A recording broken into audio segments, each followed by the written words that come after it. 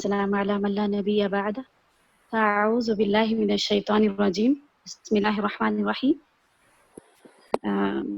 سب بہنوں کو تہ دل سے استقبال کرتی ہوں۔ السلام علیکم ورحمۃ اللہ وبرکاتہ۔ آج کا میرا موضوع ہے قرآن کی عظیم ترین آیت الکرسی۔ انشاءاللہ ہم اس کے اوپر بات کریں گے۔ اس سے پہلے ہم تلاوت سماعت فرمائیں گے انشاءاللہ حمدان سے۔ حمدان تلاوت کریے آیت الکرسی کی۔ السلام علیکم۔ وعلیکم السلام ورحمۃ اللہ۔ اعوذ باللہ من الشیطان الرجیم، بسم اللہ الرحمن الرحیم۔ اللہ لا الہ الا هو الحی القیوم، لا تأخذه سنة ولا نوم، له ما في السماوات وما في الأرض، من ذا الذي يشفع عنده إلا بإذنه، يعلم ما بين أيديهم وما خلفهم، ولا يحيطون بشيء من علمه إلا بما شاء، وسع كرسيه السماوات والأرض، ولا يؤوده حفظهما وهو العلي العظيم۔ بارک اللہ، بہت خوب، الحمدللہ، بہت اچھا پڑھے آپ۔ جزاک اللہ خیر۔ نحمدہ ونصلی علی رسولہ الکریم، اما بعد فاعوذ باللہ من الشیطان الرجیم، بسم اللہ الرحمن الرحیم۔ آج کا جو میرا موضوع ہے آیت الکرسی، انشاءاللہ ہم اس کی اہمیت اور فضیلت دیکھیں گے کہ اللہ کے رسول صلی اللہ علیہ وسلم نے اس آیت کے بارے میں کیا فرمایا۔ ابو ہریرہ رضی اللہ عنہ کی روایت ہے کہ ترمذی کی حدیث ہے، اللہ کے رسول صلی اللہ علیہ وسلم نے فرمایا کہ ہر چیز کی ایک کوہان ہوتی ہے، اور قرآن کی کوہان سورہ بقرہ ہے۔ یعنی کوہان یعنی اونچائی، ایک بلندی ہوتی ہے ہر چیز کی، اور اس قرآن کی کوہان سورہ بقرہ ہے، اور اس میں ایک آیت جو قرآن کی سب آیتوں کی سردار ہے وہ آیت الکرسی ہے۔ اللہ کے رسول صلی اللہ علیہ وسلم نے ایک اور حدیث میں ابی بن کعب رضی اللہ عنہ سے جس کی کنیت ابو منذر تھا، ان سے کہا کہ اللہ کے رسول صلی اللہ علیہ وسلم نے فرمایا، نبی صلی اللہ علیہ وسلم خود ابی بن کعب رضی اللہ عنہ فرماتے ہیں کہ نبی صلی اللہ علیہ وسلم نے مجھ سے پوچھا کہ اے ابو منذر، کہ کتاب اللہ کی سب سے عظمت والی آیت کون سی ہے؟ تو میں نے کہا اللہ اس کے رسول عالم بہتر جانتے ہیں۔ تو ابی بن کعب رضی اللہ عنہ یعنی آؤٹ آف ریسپیکٹ صحابہ، آپ دیکھیے جب بھی اللہ کے رسول صلی اللہ علیہ وسلم یہ بات کہتے تھے نا، جانتے ہو، تو فوراً جواب نہیں دیتے تھے کہ ہم جانتے ہیں، بلکہ یہ کہتے تھے کہ اللہ اس کے رسول بہتر جانتے ہیں نا، ایسا جواب دیتے تھے۔ تو ابو منذر رضی اللہ عنہ کہتے ہیں کہ پھر آپ صلی اللہ علیہ وسلم نے پھر سے پوچھا کہ اے ابو منذر، جانتے ہو تمہارے پاس کتاب اللہ کی کون سی آیت سب سے عظیم ہے؟ تو ابو منذر نے کہا کہ اللہ لا الہ الا هو الحی القیوم۔ تو آپ صلی اللہ علیہ وسلم نے ابو منذر کے سینے پر، کہ میرے سینے ہاتھ مار کر کہا اور فرمایا کہ اے ابو منذر، تمہیں یہ علم مبارک ہو۔ یہ مسلم کی حدیث ہے، یعنی شاباشی دی اللہ کے رسول صلی اللہ علیہ وسلم نے کہ تمہیں پتا ہے کہ قرآن کی عظیم ترین آیت کون سی ہے، آیت الکرسی ہے نا۔ قرآن کی سب سے، اللہ کے رسول صلی اللہ علیہ وسلم نے کہا کہ یہ سب سے عظیم ترین آیت ہے، تو اس کا علم تمہیں مبارک ہو۔ اس کی مبارکبادی ابی بن کعب رضی اللہ عنہ کو دی اللہ کے رسول صلی اللہ علیہ وسلم نے۔ آپ دیکھیے متعدد احادیث میں بہت ساری فضیلتیں آئی ہیں آیت الکرسی کی، اور ابو ہریرہ رضی اللہ عنہ کی ایک بہت طویل حدیث ہے، ان شارٹ اس کو بتاؤں گی انشاءاللہ، کہ یعنی ابو ہریرہ رضی اللہ عنہ کہتے ہیں کہ اللہ کے رسول صلی اللہ علیہ وسلم نے انہیں صدقہ فطر کی حفاظت پر مقرر کیا۔ تو یعنی صدقہ فطر جو لوگوں سے کلیکشن ہوتا تھا نا، تو اس کی حفاظت کے پر مقرر کیا ابو ہریرہ رضی اللہ عنہ کو. یہ بخاری کی حدیث ہے، اور اس میں وہ کہتے ہیں کہ کوئی شخص میرے پاس آیا اور چوری کرنے لگا اس مال میں سے، اور اس نے پکڑ یعنی ابو ہریرہ رضی اللہ عنہ نے انہیں پکڑ لیا.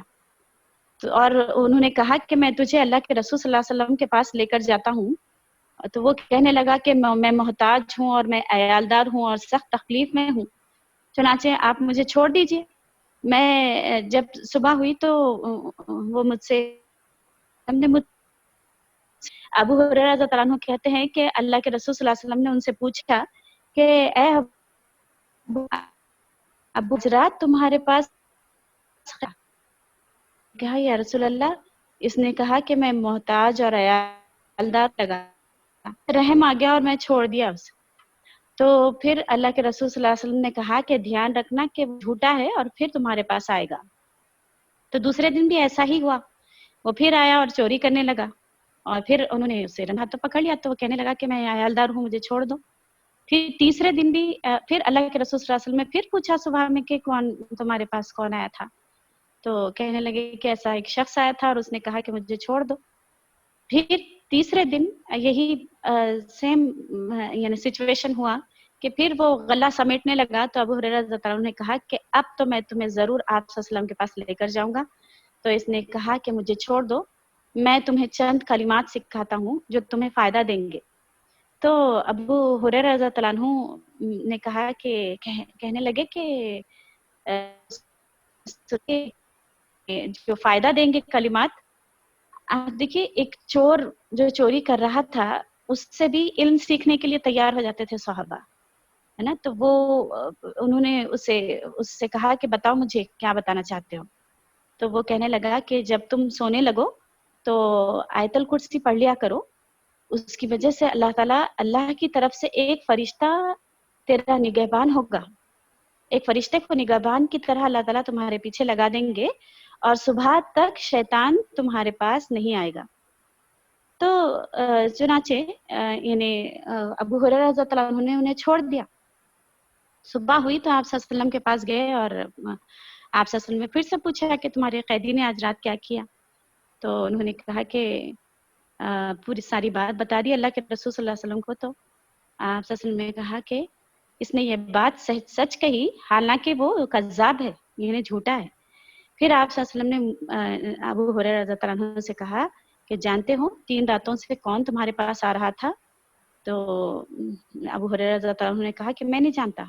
تو آپ صلی اللہ علیہ وسلم نے فرمایا کہ وہ شیطان تھا، یعنی شیطان انسان کا روپ بدل کر آ کر اس نے ایک بات یہ بتائی کہ روز رات میں آیت الکرسی جو پڑھ لے گا اللہ تعالیٰ ایک فرشتہ اس کے لیے مقرر کر دے گا اس کی حفاظت کے لیے، اور شیطان کے شر سے رات بھر انسان محفوظ رہے گا. تو اللہ کے رسول صلی اللہ علیہ وسلم نے کہا کہ یہ بات اس نے سچ کہی حالانکہ وہ جھوٹا ہے نا. تو اس کی ایک فضیلت یہ بھی ملتی ہے کہ رات میں پڑھنا چاہیے آیت الکرسی. اور پھر چوتھی حدیث یہ ہے کہ جو شخص ہر فرض نماز کے بعد آیت الکرسی پڑھتا ہے اسے جنت میں جانے سے کوئی چیز نہیں روکتی سوائے موت کے. یعنی ہم جب فرض نماز پڑھتے ہیں تو فوراً فرض نماز کے بعد جیسے سلام پھیرتے ہیں اللہ اکبر استغفر اللہ استغفر اللہ استغفر اللہ نا، اللہم انت السلام منک السلام تبارک ذو الجلال والاکرام، فوراً پھر آیت الکرسی پڑھ لیں باقی بغیر. تو اگر اس دن اس کا انتقال ہو گیا تو انشاءاللہ اس کو جنت میں جانے سے کوئی چیز روکے گی نہیں. اور ایسا کام اللہ کے رسول صلی اللہ علیہ وسلم نے کہا کہ وہ شخص کر سکتا ہے جو ایسا یعنی آیت الکرسی جو پڑھ لیا کرو. آپ صلی اللہ علیہ وسلم نے کہا کہ جو شخص ایسا کرے گا اللہ تعالیٰ فرماتے ہیں میں اسے شکر گزار دل ذکر کرنے والی زبان دوں گا. اس پر ہمیشگی کی یعنی صرف نبیوں کا کام ہے یہ، یعنی ہمیشگی صرف نبی سے ہوتی ہے، یعنی ہمیشہ فرض نماز کے بعد آیت الکرسی پڑھنے والا کام یا صدیقوں سے ہوتا ہے، اور یا اس بندے سے جس کا دل میں نے ایمان کے لیے آزما لیا. اللہ تعالیٰ فرماتے ہیں یہ بات کہ ویسا ہی انسان پابندی کر سکتا ہے ہر فرض نماز کے بعد جس کے دل کو اللہ تعالیٰ نے ایمان کے لیے آزما لیا ہو، یا اسے اپنی راہ میں شہید کرنا چاہتا ہوں تو ایسے شخص کو اللہ تعالیٰ توفیق دیتے ہیں کہ ہر فرض نماز کے بعد آیت الکرسی پڑھیں. تو یعنی ہم سلام پھیرتے ہی اکثر ہم بھول جاتے ہیں اور باتوں میں لگ جاتے ہیں. تو انشاءاللہ آج سے ہم اپنا یہ معمول بنا لیں گے کہ یعنی آپ صلی اللہ علیہ وسلم بھی اس بات کی ترغیب دی کہ فرض نماز کے بعد آیت الکرسی پڑھنا یعنی اتنی بڑی فضیلت ہے کہ یعنی جنت میں جانے سے اس کو کوئی چیز نہیں روک سکتی سوائے موت کے، ہے نا. اللہ علیہ وسلم سے ثابت ہے، اور ہر فرض نماز کے بعد ہم سب کو آیت الکرسی پڑھنا چاہیے، اور رات میں سونے سے پہلے انشاءاللہ. اور صبح شام کے اذکار میں بھی آیت الکرسی رکھ دی گئی ہے، اور اس سے ٹوٹل پروٹیکشن ہوتا ہے ہمارا ہر عاصب اور شیاطین کے شر سے اور حاسدین کے حسد سے اور ہر چیز سے ٹوٹل پروٹیکشن ہوتا ہے انسان کا، ہے نا. تو رات کو سونے سے پہلے بھی ہم انشاءاللہ اپنا معمول بنا لیں گے کہ اللہ کے رسول صلی اللہ علیہ وسلم بھی آیت الکرسی اور 3 قل پڑھ کے اپنے پر دم کر کے سوتے تھے. تو اس آیت کو عظیم ترین آیت اس لیے کہا گیا ہے کہ اس آیت میں ہمارے رب کی پہچان ہوتی ہے، اس سے ہمارے رب کی معرفت ہوتی ہے، اور ہم اپنے رب کی عظمت کا پتہ چلتا ہے ان آیتوں کے ذریعے سے. انشاءاللہ اتنی ساری فضیلتیں دیکھنے کے بعد ہم دیکھیں گے کہ یہ آیت الکرسی میں ہے کیا، ہے نا انشاءاللہ. تو سب سے پہلی چیز یہ کہ سب سے پہلی آیت اللہ لا الہ الا هو الحی القیوم، اللہ لا الہ الا ہو، نہیں ہے کوئی معبود سوائے اس کے، ہے نا. تو اللہ کا جو لفظ ہے یہ قرآن میں 3500 دفعہ سے بھی زیادہ بار آیا ہے، اور اللہ کا یہ ذاتی نام ہے، خود کا اپنا نام، وَلِلَّهِ الْأَسْمَاءُ الْحُسْنَى فَادْعُوهُ بِهَا. یعنی بہت سارے نام اللہ کے یعنی ہیں، لیکن صفاتی نام ہے، جیسا رحمان جب وہ رحم کرتا ہے، غفار جب وہ مغفرت کرتا ہے. لیکن اللہ کا نام خود اس کا اپنا ذاتی نام ہے، اور اللہ ہی ہمارا حقیقی الہ ہے اور حقیقی معبود ہے، اور باقی ساری مخلوق اس کی محتاج ہے نا. وہ حق ہے اور اس کا دین برحق ہے، اور باقی ہر چیز ناقص ہے. عبادت کے لائق وہی ہے، اور ہر کوئی مملوک ہے. اللہ کا نام غیر اللہ کے لیے نہیں بولا جا سکتا، نہ کہا جا سکتا. صرف اللہ کا نام صرف اللہ ہی کو پکارتا ہے نا. اللہ ہی ہمارا خالق، اکیلا خالق، احسن الخالقین، بہترین تخلیق کرنے والا ایک ہی معبود ہے. ہم ہر چیز کی نفی کر رہے ہیں. اللہ کون ہے؟ وہ جس نے ہم کو بنایا ہے نا، ساری کائنات کو بنایا، ساری دنیا کو بنایا. اور اللہ کا لفظ علماء معلوم کرنے کی کوشش کیے. کچھ کہتے ہیں کہ اس کے کوئی اپنے معنی نہیں ہیں، لیکن کچھ علماء نے معنی اخذ کرنے کی کوشش کی ہے. تو وہ اس نتیجے پر نکلے ہیں کہ الہ سے بنا ہے، یعنی الہ یعنی معبود جس کی عبادت کی جائے. سوال یہ پیدا ہوتا ہے کہ صرف اللہ ہی کی عبادت کیوں کی جائے؟ کیونکہ وہی سارے کائنات کا مالک، خالق، مدبر، پلانر، پوری یعنی زندگی دینے والا، زندہ کرنے والا، پوری کائنات کو بنانے والا، ساری مخلوقات کا پیدا کرنے والا، آسمانوں کا اور زمین کا بنانے والا. الہ جو ہے وہ اس کے 4 معنی بتائے گئے ہیں. سب سے پہلی چیز کہ معبود یعنی جس کی عبادت کی جائے، جس کے آگے سر ٹیکا جائے، جس کے آگے جھکا جائے. ہمارا رب وہ ہے نا جس کے آگے اپنی حاجتیں رکھی جائیں. وہ اکیلا معبود ہے، وہی عبادت کے لائق ہے، اور وہی اسی کے سامنے ہمارے سر کو ہم ٹکا دیں، ہمارے جبی کو جھکا دیں، ہے نا. تو معبود عبادت کے لائق صرف وہی ہے. اور ملجا یعنی دوسرا معنی یہ لیا گیا ہے الہ کا کہ ملجا یعنی اس کی پناہ لی جائے. یعنی جب بھی کوئی ہم ایسا محسوس کرتے ہیں کہ ہم بے سہارا ہیں، یا ہمارے پیچھے کوئی دشمن کا وار ہے، یا شیطان کے دشمن، اور ہم سخت پریشان ہوں دشمن سے، حاسدین کا حسد ہے یا جو بھی شر ہے، ہر چیز سے اگر ہم پریشان ہیں تو ہم پناہ کہاں لیں گے؟ اللہ کے پاس نا. تو ملجا یعنی الٹیمیٹ سہارا، جس کا سہارا لیا جائے. جیسا ایک مثال کے طور پر ایک بچہ جب اس سے کوئی یعنی باہر کوئی بھیانک چیز نظر آتی ہے، یا بلی اس کا پیچھا کرتی ہے یا کتا اس کا پیچھا کرتا ہے، تو وہ بچہ لپک کے اپنی ماں کے پاس آتا ہے سہارا لینے کے لیے نا. تو یعنی انسان کا بھی یعنی الٹیمیٹ سہارا ہے نا، چاہے کوئی بھی مصیبت آ جائے، کوئی بھی پریشانی آ جائے، گھر میں کسی کے پاس جادو ہو جائے یا کوئی بھی طریقے کا یعنی اس کے اوپر وار ہو جائے، ڈپریشن کا شکار ہو جائے یا کسی بھی طریقے سے، تو وہ پناہ اللہ کی لے لے ہے نا. تو ملجا اور مغدو الیہ یعنی گھبراہٹ میں اسی سے مدد مانگی جائے، یعنی سخت گھبراہٹ یا پریشانی کے وقت میں امن یجیب المضطر اذا دعان نا، کون ہے جو بے قرار کی قرار کو سنتا ہے نا. تو معبود ایسا معبود ہے، وہ ایسا الہ ہے، جب گھبراہٹ بھی ہو تو اللہ کی طرف اپنی یعنی جو بھی پریشانی ہے اس کو پیش کر دے تو اللہ تعالیٰ اس کو دور کر دیتے ہیں اپنے فضل سے ہے نا. تو وہ میری مصیبت کا حل صرف میرے رب کے پاس ہے نا. مغدو الیہ اور المحبوب یعنی 4 جو معنی لیے گئے ہیں الہ کے، چوتھا معنی یہ ہے کہ وہ المحبوب ہے، وہ محبوب جس کے ساتھ عظیم محبت ہو، یعنی والذین آمنوا اشد حبا للہ، سب سے زیادہ محبت اللہ سے ہونی چاہیے.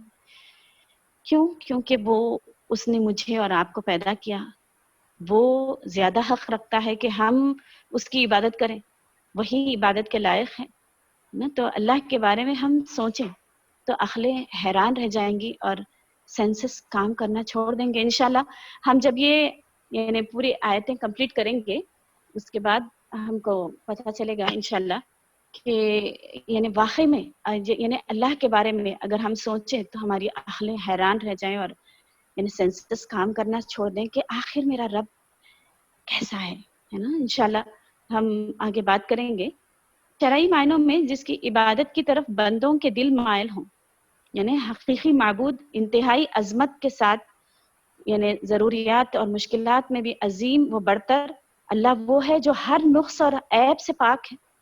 کوئی میرے رب کے جیسا نہیں ہے، اس کے برابر کوئی نہیں. وہ اپنی ذات اور صفات میں اکیلا ہے، اور اللہ تعالیٰ نے ہی ساری کائنات اکیلے بنائی، ساری دنیا اور سارا اتنا بڑا بے جوڑ آسمان، اور اس پر 7 آسمان مضبوط اللہ نے بنا کہ اللہ جعل لکم الارض قرارا والسماء بناء واصطبرکم فاحسن صورکم ورزقکم من الطیبات ذالکم اللہ ربکم تبارک اللہ رب العالمین.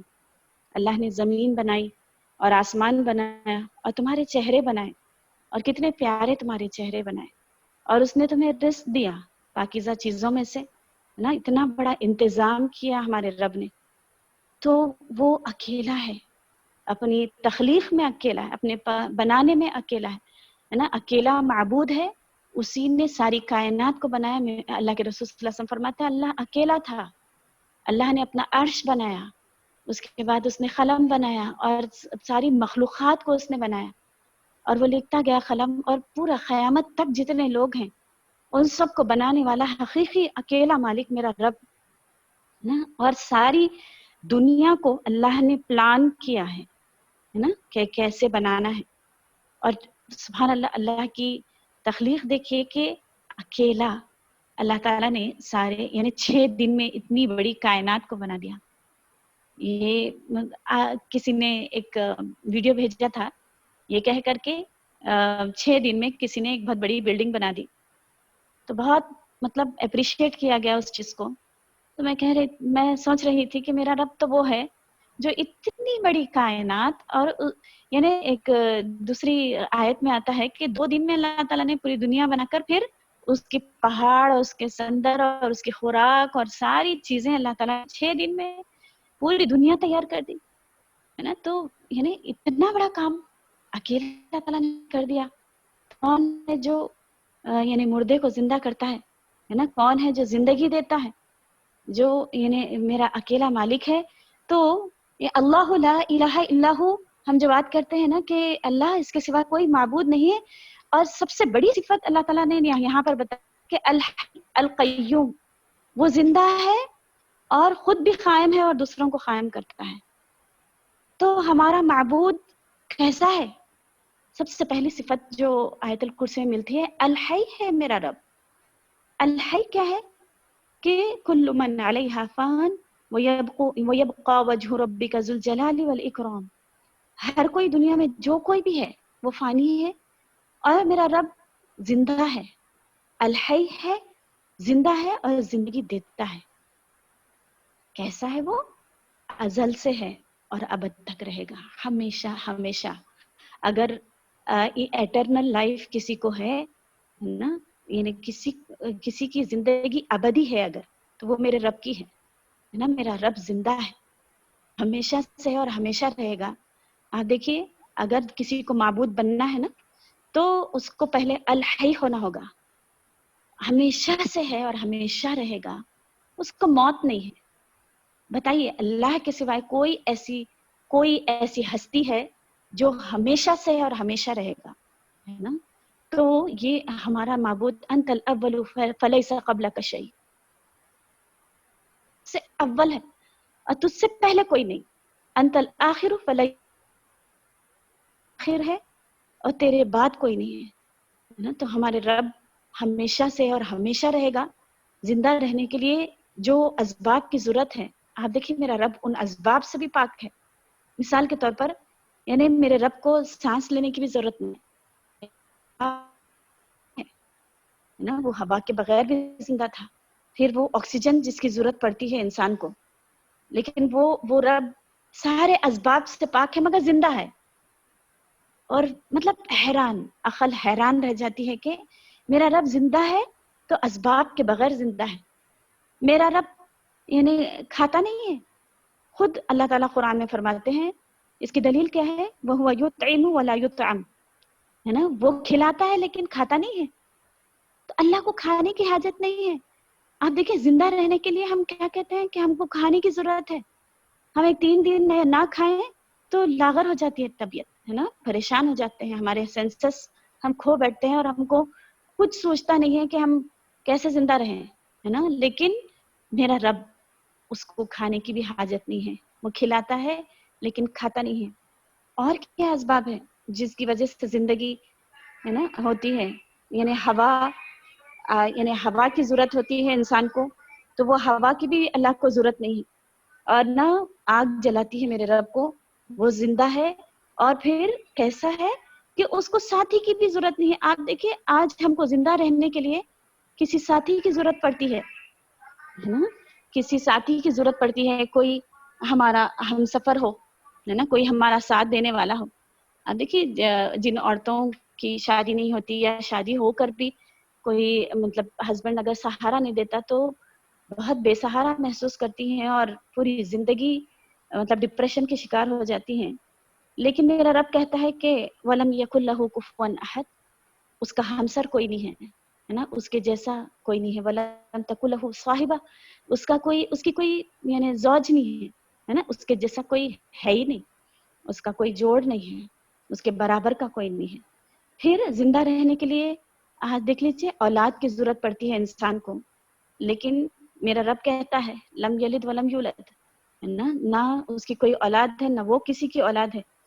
تو زندہ رہنے کے لیے وہ جو سارے اسباب ہیں، وہ سارے اسباب سے بھی پاک ہے میرا رب. ہم جب سبحان اللہ کہتے ہیں نا تو یہ ساری چیزیں سوچا کریں کہ میرا رب الصمد ہے، ہر چیز سے بے نیاز. میرے رب کو کسی چیز کی حاجت نہیں ہے نا. اس کی شان بہت بلند ہے، وہ آپ میں آپ محمود ہے نا، وہ خود تعریف کے لائق ہے. سبحان اللہ، خود زندہ ہے اور زندگی دیتا ہے. القیوم، زندہ رہ کر، خود قائم رہ کر ہم سب کو اس نے قائم کیا، خود بھی قائم ہے اور ساری کائنات اسی نے سنبھالا ہوا ہے نا. اللہ تعالیٰ نے ساری کائنات کو سنبھالا. قیوم، قائم کرنے والا ہے نا، خود قائم رہ کر دوسروں کو قائم کرنے والا. آپ دیکھیے یہ زمین کی طرف نگاہ کر کے دیکھیے کہ یہ زمین بنا کر اللہ تعالیٰ نے اس کو پھیلا دیا اور کئی برسوں سے اپنے ہی مدار پر چلی جا رہی ہے اور پوری کائنات کو اکیلا چلانے والا مالک. آسمان کی طرف نگاہ کر کے دیکھیے، صرف ہم آسمان کو دیکھ لیں گے نا انشاءاللہ تو سمجھ میں آ جائے گا کہ واقعی اس کو قائم کرنے والا کوئی ہے. بے شک اس کو بنایا اللہ تعالیٰ نے، پھر بنا کر جب سے یہ بنا ہے ہے نا, جب سے کائنات بنی ہے وہیں پر کھڑا ہے نا, وہیں پر کھڑا ہے. کبھی ہم کو ایسا خیال بھی نہیں آتا کہ کیا یہ مجھ پر گر جائے گا, ہے نا. تو اس کو قائم کرنا اور اس کو بنا ستونوں کے, اللہ الذی, اللہ ہی ہے وہ جس نے بغیر عمد ترونہا, بغیر ستونوں کے آسمانوں کو پیدا کر دیا, ہے نا. کہیں ہم کوئی دیکھتے ہیں کہ کہیں یعنی پلر ہو, کہیں کوئی سپورٹرز, کوئی چیز نہیں. آج دیکھ لیجیے چھوٹے سے وہ یہ جو کاز وے اور یہ جو یعنی روڈ بناتے ہیں, فلائی اوورس, اس کے پر بہت سارے پلرز لگا کر انسان اپنا لیبل لگا لیتا ہے کہ ہم نے بنایا. لیکن سبحان اللہ, میرے رب کی شان دیکھیے کہ اتنے بڑے بے جوڑ آسمان کو اللہ تعالیٰ نے تھاما ہوا ہے, اور اللہ تعالیٰ قائم کیے ہوئے اس آسمان کو. تو کون ہے جو یہ برسوں سے اس کو تھامے ہوئے ہیں؟ اس کا قائم رہنا بتا رہا ہے کہ یہ میرا رب ہے جس نے اس کو قائم کیا. آپ دیکھیے, ہم اپنی ذات میں دیکھیں کہ میرا دل جو دھڑکتا ہے نا, تو یعنی جب سے میں پیدا ہوئی, جب سے میرا دل دھڑک رہا ہے, اس کو دھڑکانے والا کون؟ میرا رب. زندگی دینے والا میرا اللہ, ہے نا. تو اور میں کب تک دھڑکے گا؟ جب تک میری موت نہیں ہوگی. سبحان اللہ. آپ دیکھیے, میرے دل کا دھڑکنا خود بتا رہا ہے کہ اس کو قائم کرنے والا کوئی ہے نا. تو میرا پیدا کرنے والا, میرے یعنی پیروں کو کھڑا کرنے والا, ہے نا, میرے دل کو پمپ کر رہا ہے, پھر میرے رگوں میں جو خون دوڑ رہا ہے یہ بتا رہا ہے کہ اس کا قائم کرنے والا کوئی ہے. میری آنکھوں کو جو بصیرت ملی ہے نا, میں جو کائنات کو دیکھ رہی ہوں, میری ایک ایک نگاہ کا اٹھنا بتا رہا ہے کہ میرا رب ہے نا, اس کا قائم کرنے والا کوئی ہے. اور میری پلکوں کا مارنا, ہے نا, یہ بتا رہا ہے کہ اس کو قائم کرنے والا کوئی ہے. آپ دیکھ لیجیے, ایک یونائسس کا ایک بہت بڑے بزنس مین کو ایک بیماری ہو گئی تھی, جس میں اس کو ان کو پرابلم یہ تھا کہ یعنی ان کے آنکھوں کے جو مسلس رہتے ہیں وہ ویک ہو چکے تھے. تو یعنی اتنی تکلیف ہوتی تھی ان کو کہ مطلب پلک اپنے آپ سے نہیں مار سکتے ہو. تو ان کو ایک نرس اپوائنٹ کیا گیا, جس میں وہ روز رات میں جو ہے نا ان کو پٹی لگاتی تھی, یعنی آنکھ بند کرنے کے لیے اور پھر صبح ہوتے آنکھ کھولنے کے لیے. تو بہت ہی لت پتی آدمی. تو ان سے پوچھا گیا کہ آپ کے بزنس کا راز کیا ہے اور آپ کیا کرنا چاہ رہے ہیں, فیوچر پلاننگس یہ وہ. تو انہوں نے ایک بات کہی کہ اگر میں اپنے آپ سے ایک پلک مار سکوں, ہے نا, میں خود سے اپنے آپ سے ایک پلک جھپکا سکوں, تو میں اپنی ساری دولت دے دوں گا. سبحان اللہ. اللہ کی کتنی ساری نعمتیں ہم نے پائی.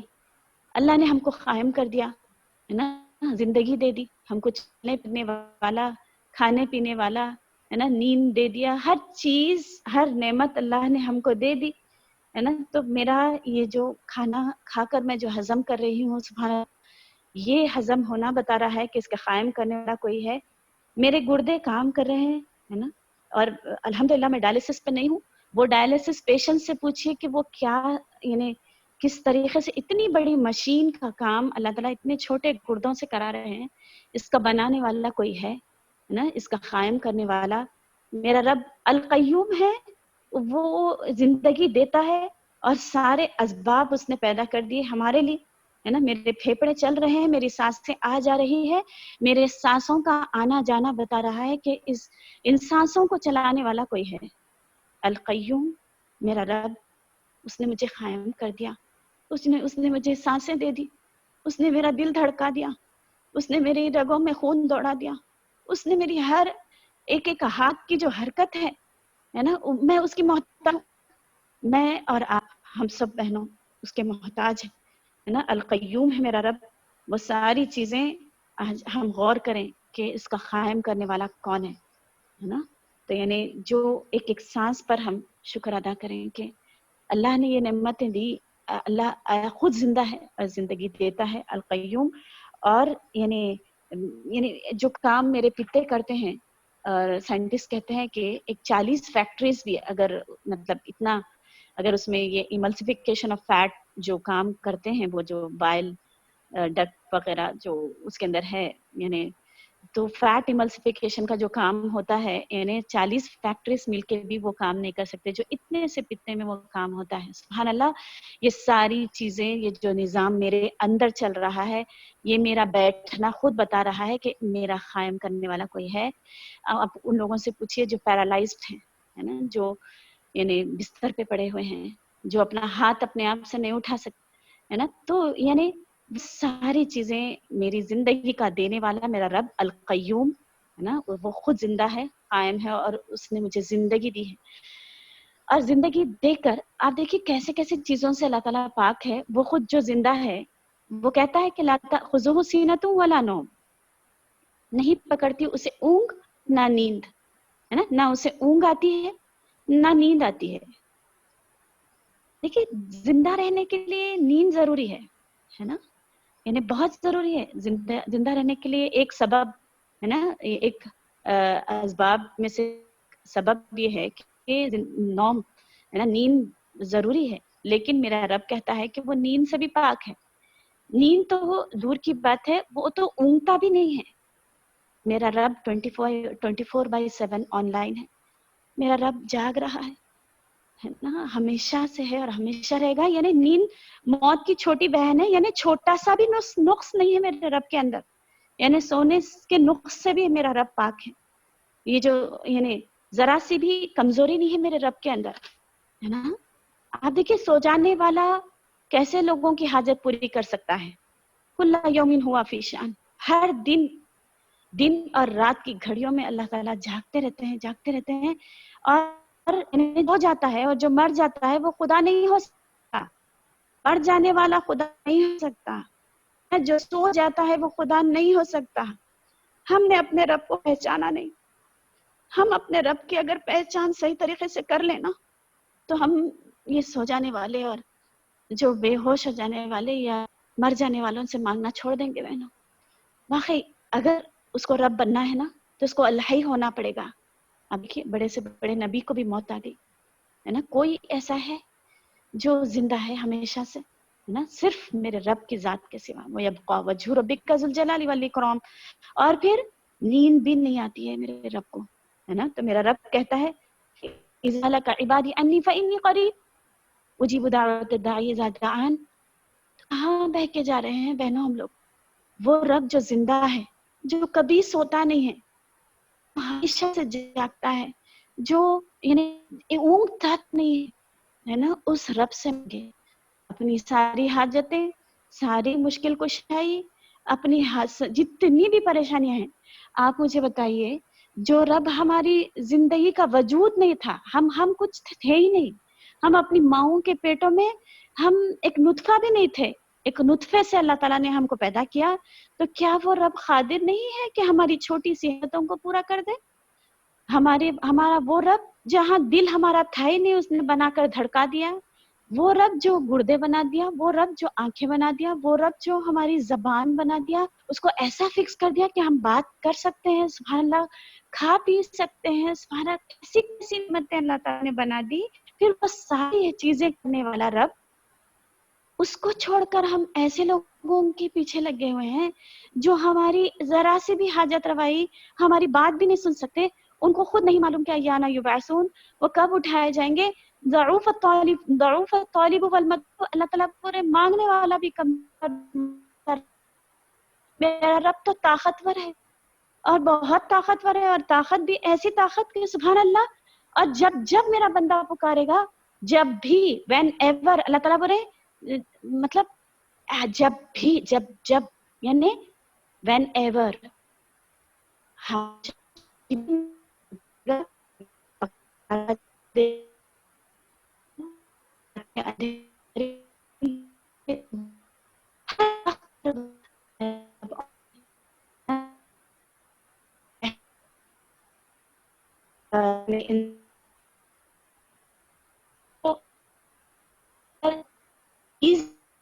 लगा, यानी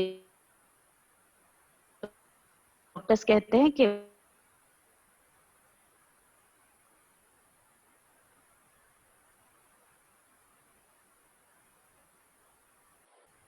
शबाना बस आवाज नहीं आ रही है आपकी। انمیوٹ کریے اپنے آپ کو.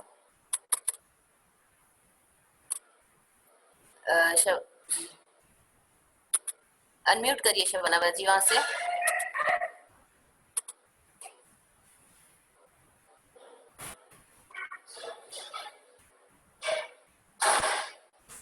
شبانہ باجی آپ کی آواز نہیں آ رہی.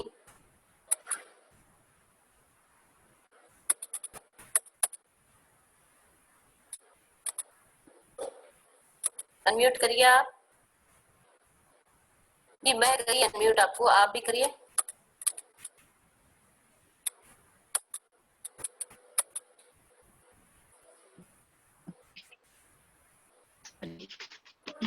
وہی انٹرنیٹ چلا گیا شاید.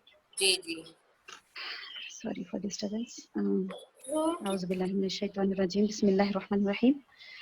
تو ہم جو بات کہہ رہے تھے کہ ایک بڑے سے بڑا پہلوان بھی اگر 20 دن تک نہ سوئے لگاتار تو اس کی باڈی میں ایسے ٹاکسنس اور ایسا زہر چڑھ جائے گا جس کی وجہ سے وہ مر جائے گا, ہے نا. تو کوئی ذات, کوئی ہستی ایسی ہے جو سویا نہ ہو کبھی, ہے نا. سونا بھی ایک بے بسی کی نشانی ہے, ایک ناتوانی کی نشانی ہے. تو موت کی علامت ہے کہ جس میں یعنی سارے سینسز کام کرنا چھوڑ دیتے ہیں. یہ موت یعنی نیند بھی موت کی علامت ہے نا. موت کی چھوٹی بہن کہا گیا اس کو. تو پھر کہ کوئی سویا ہوا شخص ہماری حاجتوں کو پوری کر سکتا ہے, وہ تو سن نہیں پاتا ہماری چیز, ہے نا. تو ہمارا رب یعنی اللہ سوتا بھی نہیں ہے, چھوٹا سا بھی اللہ کے اندر ڈیفیکٹ نہیں ہے, سبحان اللہ. تو لا تأخذہ سنۃ ولا نوم, نہ اسے اونگ آتی ہے اور نہ نیند آتی ہے نا. تو آج افسوس کے ساتھ کہنا پڑتا ہے بہنوں کہ امت محمدیہ اتنی کمزور اس کی سوچ ہو چکی ہے کہ یعنی دیکھیے سونے والوں سے جو حیات نہیں رکھتے ان لوگوں سے, ہے نا. یہاں تک کہ آپ دیکھیں معمولی سی ترکاریوں سے مدد چاہ رہے ہیں, جیسا یعنی نیمبو لٹکا لیتے ہیں, اس کے ساتھ 5 یعنی ہری مرچی لگا لیتے ہیں, تو سمجھتے ہیں کہ یہ میری پروٹیکشن کرے گا. ناریل اللہ تعالیٰ نے بنا تھا اس پینے کے لیے, اس سے طاقت حاصل کرنے کے لیے. ایک ناریل پی لیں تو ایک گلوکوز کا بوتل چڑھانے جتنی طاقت آ جاتی ہے. تو ہم نے اس کو لٹکا لیا ہرا کپڑا بند کر, یہ سمجھ کر کے یہ میری پروٹیکشن دے گا, یہ میری حفاظت کرے گا. یہ سب چیزیں ہماری سوچ ہے بہنوں.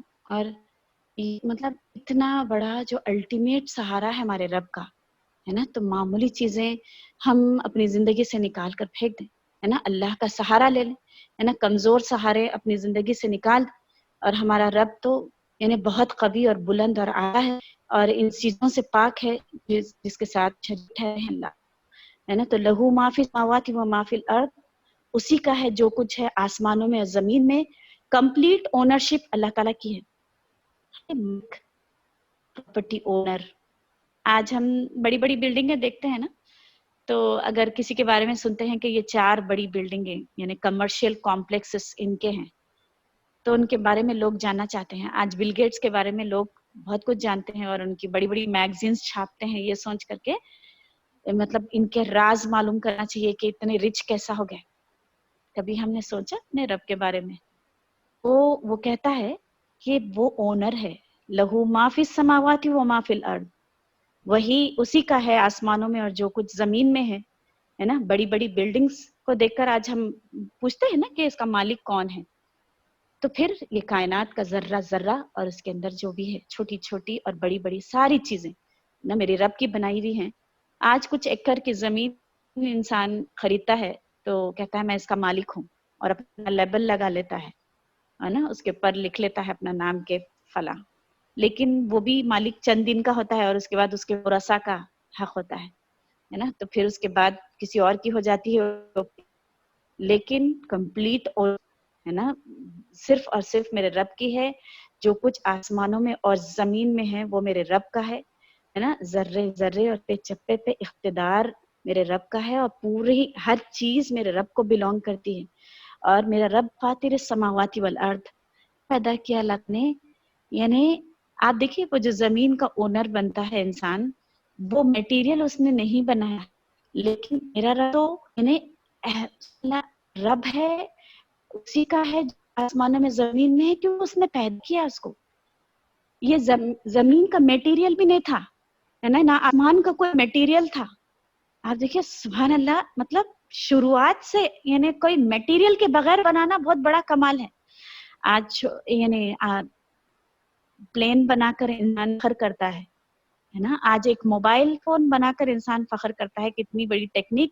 لیکن وہ موبائل فون میں جو لوہا لگا، جو سلیکون لگا، جو چیزیں لگی، وہ کائنات میں موجود تھی نا. لیکن میرا رب تو وہ ہے جس میں چیزیں نہیں تھی، اس سے وہاں سے اس نے پلان کر کے ساری چیزیں بنا دی، اور ان چیزوں کا اکیلا مالک. لہو ما فی السماوات و ما فی الارض.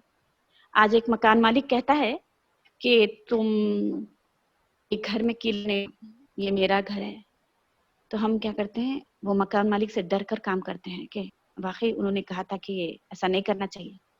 پھر جب ہم مانتے کہ یہ کائنات کا مالک اللہ ہے، تو یہاں پھر اسی کی بات چلے گی، ہے نا، اسی کی بات مانی جائے گی، ہے نا، جو اونر ہے نا. تو ہم شریعت کے آگے اپنے آپ کو جھکا دیں.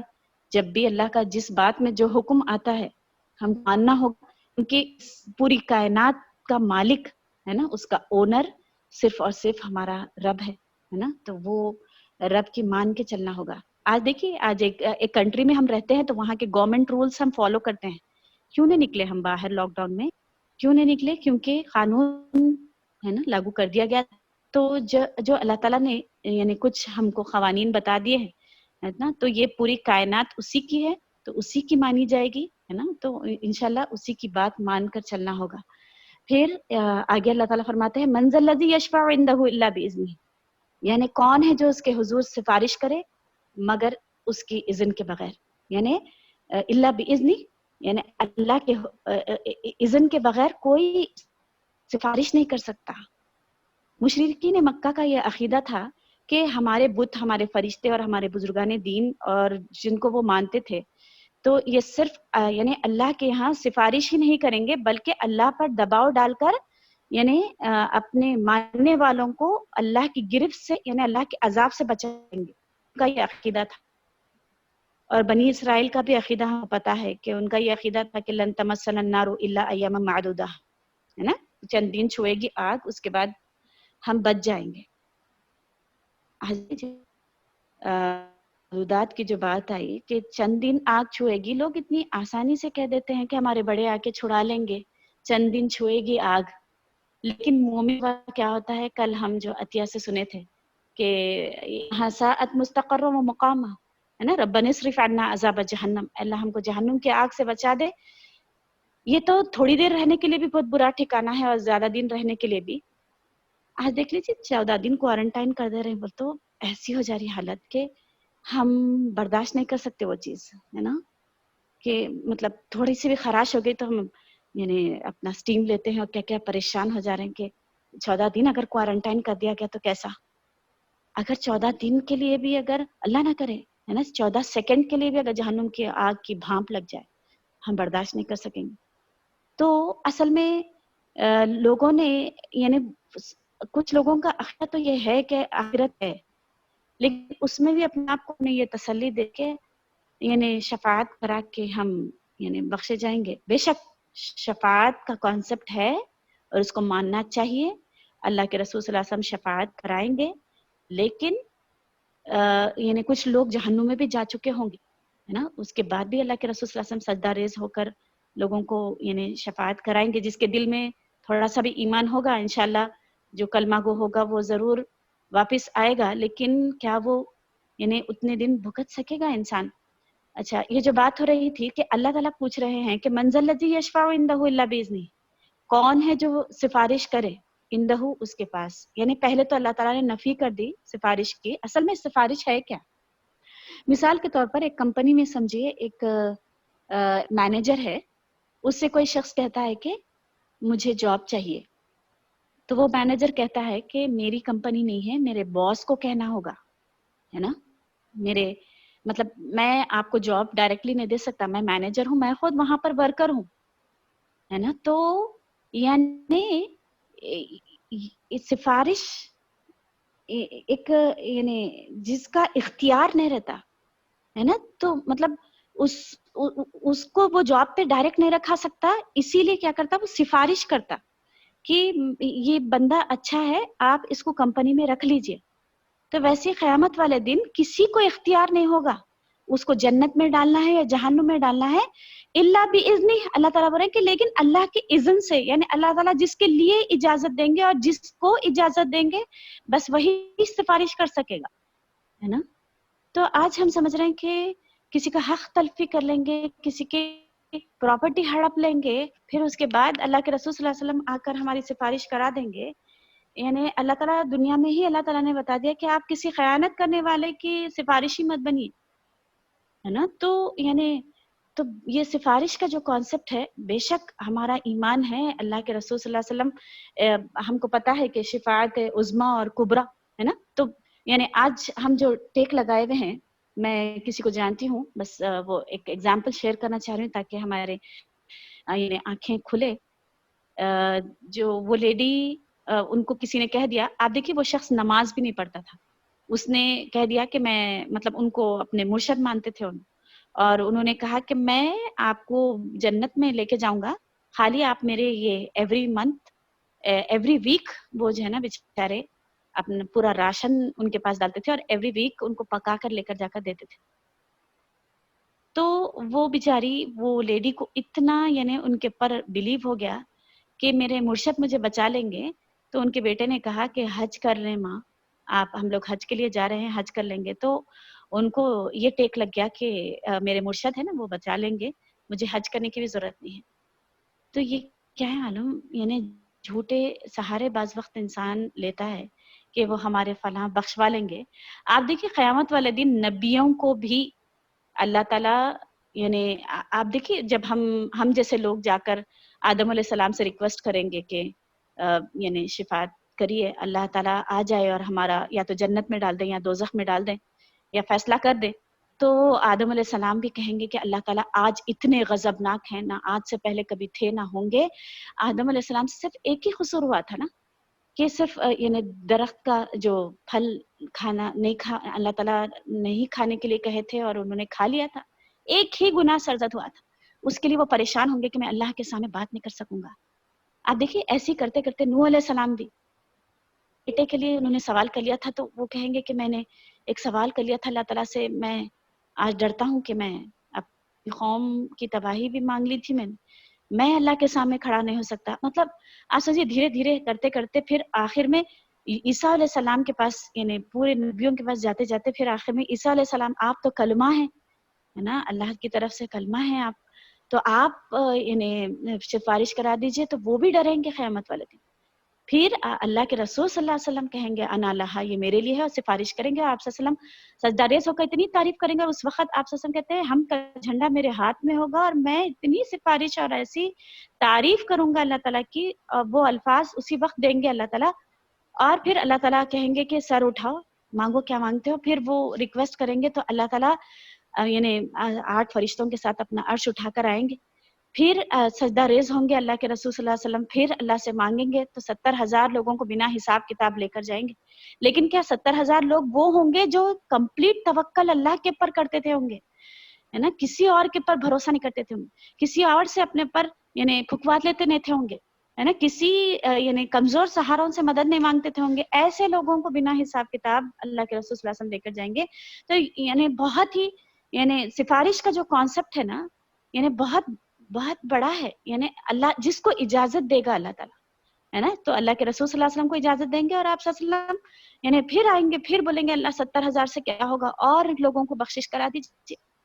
سبحان اللہ. اللہ کے رسول صلی اللہ علیہ وسلم آپ دیکھیے کہ جنت میں سب سے پہلے قدم ہوں گے اور وہ آپ کی خاطر پھر واپس آئیں گے، ہے نا. سفارش کا کانسیپٹ ہے، اللہ تعالیٰ فرما رہے ہیں کہ اللہ باذنہ، اللہ کے اذن کے بغیر کوئی نہیں کر سکے گا، ہے نا. جس کے حق میں اللہ تعالیٰ حکم دیں گے کہ ہاں اس کے بارے میں آپ سفارش کر سکتے تو کریں گے، ہے نا. تو یعنی آخر میں اللہ کے رسول صلی اللہ علیہ وسلم یعنی کچھ لوگوں کو یعنی بہت سارے لوگوں کو یعنی سفارش کر کے بخشوا لیں گے. لیکن حدیث کا آخری جو حصہ ہے اس میں ایک بات آتی ہے کہ اے اللہ، قرآن کے روح سے جو لوگ یعنی جس کو تو نے لکھ دیا کہ جہنمی ہیں وہ اب جہنم میں ہیں، یعنی کہ جو شرک کرنے والے اور جو مشرک اور جو کافر ہیں، है ना, उनके हक में सिफारिश कबूल नहीं होगी।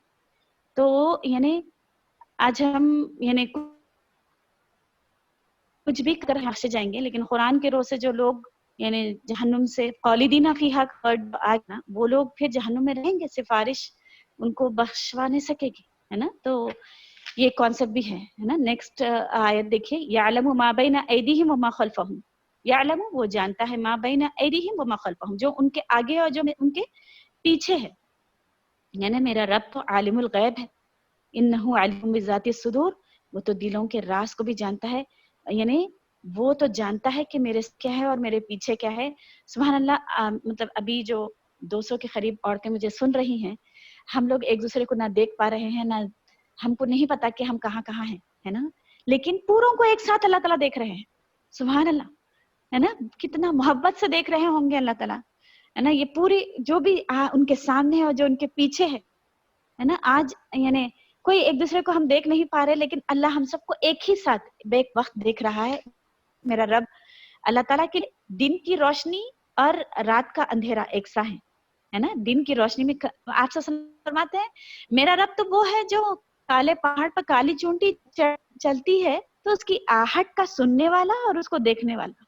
सुभान अल्लाह, है ना। कोई बैरियर, कोई आड़, यानी आज देखिए हम आगे क्या है हम देख पाते हैं, लेकिन पीछे क्या है हम नहीं देख पाते, है ना। तो यानी पूरी दुनिया को एक साथ देख रहा है। एक सहाबी ने सवाल किया कि क़यामत वाले दिन अल्लाह ताला पूरों का इतने आदम अलैहिस्सलाम से लेकर क़यामत तक लोग होंगे, कैसे अल्लाह ताला हिसाब किताब करेंगे एक साथ। तो वो रब जो आज एक साथ अस्समी ने वाला बेक वक्त सुन रहा है, और तुम तेलुगु बोलो, तमिल बोलो, कन्नड़ी बोलो, तुम क्या क्या तुम जो जो लैंग्वेज बोलते हो बोलो, वो सारी चीजें सुनने वाला मेरा रब है ना। वो जानता है जो उनके आगे और पीछे है। वो तो जब भी जानता था, जब मैं अपनी माँ के पेट में जनीन की हालत में थी, वो तो जब से मुझे जानता है जब मैं यानी आलम में थी, और वो मेरा रब यानी उस वक्त भी जानेगा जब मैं यानी खबर में होंगी, है ना, जब मैं मिट चुकी होंगी, मेरी हड्डियां बोसीदा हो चुकी होंगी, मैं एक तिनका बन जाऊंगी, जब भी मेरा रब मुझे देख रहा होगा, है ना। मेरा आपका रब वो मुझे जानता है, वो मुझे हर तरीके से जानता है ना। मैंने कितने अच्छे अमाल किए, कितने यानी क्या क्या बुरे अमाल की, हर चीज है ना, मेरा अगला पिछला सब कुछ जानता है ना। तो वो रब है हमारा। यअलमु मा बैना ऐदीहिम व मा खल्फहुम वला युहीतूना बिशैइन मिन इल्मिही इल्ला बिमा शाअ। और उसके इल्म का कोई इहाता नहीं कर सकते बोले अल्लाह ताला, है ना। मेरे रब का इल्म लामहदूद है। वो तो ये जानता है कि एक पहाड़ के अंदर कितने जर्रात है, एटम्स कितने हैं, यानी मॉलिक्यूल्स कितने हैं, उसके अंदर कितने जर्रात से मिलके बना, और एक पहाड़ का वजन कितना है मेरा रब जानता है। वो यअलमु सकीलल जिबाल, वो तो पहाड़ों के वजन को भी जानता है, हर पहाड़ के वजन को जानता है।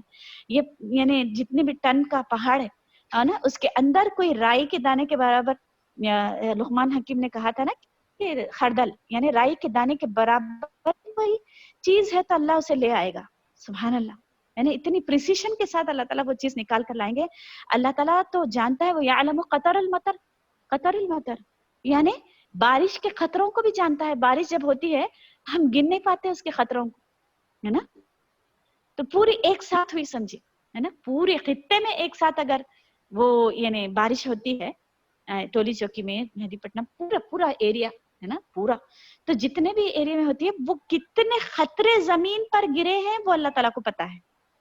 अल्लाह ताला सारी कायनात के यानी कितने दरख्त है उनकी गिनती अल्लाह ताला को पता है ना। वो दरख्त, हर दरख्त पर कितने पत्ते हैं वो अल्लाह ताला को पता है। इसकी दलील क्या मिलती है, मा तस्कुतु मिन वरक़तिन इल्ला यअलमुहा, एक पत्ता भी नहीं झड़ता लेकिन वो मेरे रब के इल्म में होता है। आप सोचिए मेरे रब का इल्म, है ना, और एक दरख्त के ऊपर कितने फल लगे हुए हैं, उन फलों की गिनती कितनी है, कितने फल झड़ चुके हैं, और कितने फल यानी जंगली फ्रूट्स भी जो हैं वो भी जानता है अल्लाह ताला। कायनात में कितने फ्रूट्स की पैदावार हुई है वो भी जानता है।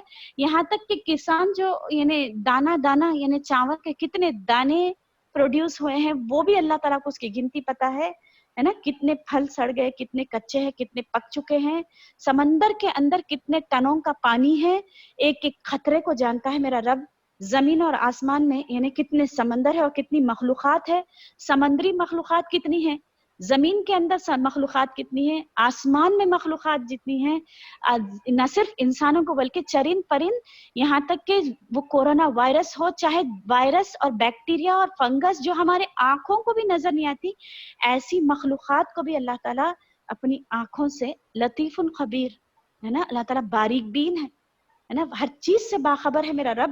میرے رب کا علم لامحدود ہے نا، بہت ہی وسیع ہے میرے رب کا علم، عالم الغیب ہے نا. وہ تو یہ بھی جانتا ہے کہ میرے سر میں بال کتنے ہیں میں خود نہیں جانتی کہ میرے سر میں بال، میرے پلک کے اندر بال کتنے ہیں، میرے باڈی کے اندر سیلز کتنے ہیں، یہ میں نہیں جانتی، لیکن میرا رب جانتا ہے نا. آج ایک انسان ایک سیل کی اناٹومی، اور آج کہتے ہیں کہ اتنی ایڈوانس ٹیکنیکس کے باوجود بھی 30 to 35% انسان جان سکا ہے انسان کے بارے میں، خود اپنے بارے میں ہے نا. تو یعنی اللہ تعالیٰ تو اتنی باریکی سے مجھے میرے سیل گروتھ سے لے کر ہر چیز میرے بارے میں اللہ تعالیٰ جانتے ہیں. میں کتنی نیکیاں کر چکی ہوں، احصاہ اللہ، وہ اللہ نے اسے یاد رکھا ہے اور وہ بھول چکے ہیں وہ اللہ تعالیٰ. میرے اندر کتنی خرابیاں میں کر چکی ہوں، کتنی اچھائیاں میں کر چکی ہوں، وہ ساری چیزیں اللہ تعالیٰ میرے بارے میں، جتنا اللہ تعالیٰ میرے بارے میں جانتے ہیں اتنا میں خود بھی نہیں جانتی ہے نا. کچھ ہم سے ایسے ہوتے ہیں ہم بھول بھی جاتے ہیں، کچھ نیکیاں ہم سے ایسی ہوتی ہیں ہم جو بھول جاتے ہے نا، کل کیا کھائے ہم کو یاد نہیں رہتا، لیکن وہ ساری چیزیں نوٹڈ ہے اللہ کے پاس ہے نا. اللہ تعالیٰ ہر چیز سے واقف ہے نا. میں یعنی پیدا ہونے سے لے کر آج تک کتنے بار میرا دل دھڑکا وہ اللہ کو پتا ہے نا، کتنی دفعہ میں نے پلک مارا وہ بھی اللہ کو پتا ہے نا، کتنے، اور میں اکیلی ہوں، کروڑوں کے لوگوں نے کتنی دفعہ پلک مارا، کتنا کھائے، کیا کیے، کتنے اعمال کیے، کتنے اچھے کیے، کتنے برے کیے، کتنے یعنی کنٹل چاول ہم نے کھائے اور کتنے ہم نے ضائع کیے، وہ ساری چیزوں کا علم میرے رب کو ہے نا. تو یہ مطلب آپ سوچئے کہ ہم احاطہ نہیں کر سکتے اپنے رب کے علم کا ہے نا. آخر اللہ تعالیٰ آپ کا علم، آپ سبحان اللہ، آپ اتنا سب کچھ جانتے ہیں اور بھولتے نہیں ہیں. میرا رب بھولنے سے بھی پاک ہے سبحان اللہ ہے نا، نیند سے پاک، اونگ سے پاک، بھولنے سے پاک ہے نا، اولاد سے پاک، ہمسر سے پاک ہے نا. تو اللہ تعالیٰ کو ہر چیز کی گنتی، اور یہاں تک کہ میرے رب کو یہ بھی معلوم ہے کہ وہ یعلم مستقرها ومستودعها، یعنی میں کتنے دن دنیا میں رہوں گی اور میں کتنے دن خبر میں رہوں گی ہے نا، وہ تک میرا رب جانتا ہے نا. تو اس کے علم کا ہم نہیں کر سکتے. آپ بولیے ایک پتا گر جاتا ہم کو پتہ نہیں چلتا، کتنے ایسے پتے جو گرے ہوئے ہیں وہ پتوں کا علم بھی اللہ تعالیٰ کو ہے. ہم مر کے اپنی خبروں میں سڑ بھی جائیں گے اور گل جائیں گے، ہمارے لوگ ہم کو بلائیں لیکن اللہ تعالیٰ ہم کو یاد رکھیں گے سبحان اللہ. قیامت والے دن ہم کو نام سے پکار یعنی جاتے ہوں گے اللہ تعالیٰ سبحان اللہ ہے نا. تو اللہ تعالیٰ کا علم یعنی وسیع کرسیہ السماوات والارض. پھر آگے فرماتے ہیں اللہ تعالیٰ کہ اس کی کرسی چھائی ہوئی ہے آسمانوں اور زمین کے اوپر. حضرت ابو ذر غفاری رضی اللہ عنہ نے اللہ کے کرسی کے بارے میں اللہ کے رسول تو نبی صلی اللہ علیہ وسلم نے فرمایا کہ قسم ہے اس ذات کی جس کے قبضے میں میری جان ہے، ساتوں آسمانوں اور زمینوں کی مثال کرسی کے مقابلے میں ایسی ہے جیسے ایک بڑے صحرا میں ایک حلقہ پھینک دیا جائے، یعنی رنگ پھینک دیا جائے سبحان اللہ. دیکھیں اتنی بڑی کائنات، ہم جب زمین کو دیکھتے ہیں تو ایسا لگتا ہے اینڈ لیس ہے نا، جاتے جاؤ ختم نہیں ہوتی. تو اس یعنی زمین کے اوپر جو آسمان اللہ تعالیٰ نے بنا دیا، پہلا آسمان دوسرے آسمان کے مقابلے میں ایسا ہے جیسا کہ ایک بڑے صحرا میں ایک رنگ پھینک دیا جائے، اور پھر دوسرا آسمان تیسرے آسمان کے مقابلے آسمان ایک دوسرے کے مقابلے میں ایسے ہے جیسے کہ بڑے صحرا میں ایک رنگ.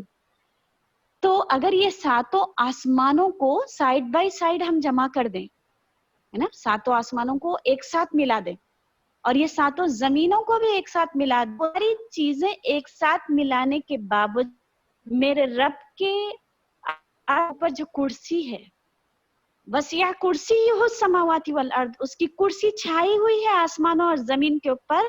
یہ پورے زمین اور آسمان پورے ہم کر دیں، سب کو ملانے کے بعد میرے رب کے عرش کی کرسی کے سامنے یہ پوری دنیا اور وما فیہا اور آسمان اور ساتوں آسمانوں کو جوڑ دیں، ہم وہ سارے آسمان اور سارے زمینوں کو بھی جوڑ دیں، تو وہ ایسا ہے جیسا کہ بڑے صحرا میں ایک رنگ اگر میں پھینک دوں تو کچھ حیثیت ہے اس کی، ہے نا. تو ویسا ہے تو سوچیے کہ ہمارا رب آخر کتنا بڑا ہے نا. اللہ اکبر جب ہم کہتے ہیں نا تو سوچیے کہ آخر میرا رب اس کی کتنی بڑی ہے نا، کتنا بڑا میرا رب ہے. یہ پوری دنیا اللہ کے رسول صلی اللہ علیہ وسلم نے کہا نا کہ مچھر کے پر کے برابر بھی اللہ کے سامنے حیثیت میں رکھتی. تو اگلی آیت دیکھیے، وَلَا يَؤُودُهُ حِفْظُهُمَا وَهُوَ الْعَلِيُّ الْعَظِيمُ. وَلَا يَؤُودُهُ حِفْظُهُمَا، اور اس کو ان دونوں کی حفاظت تھکاتی نہیں ہے.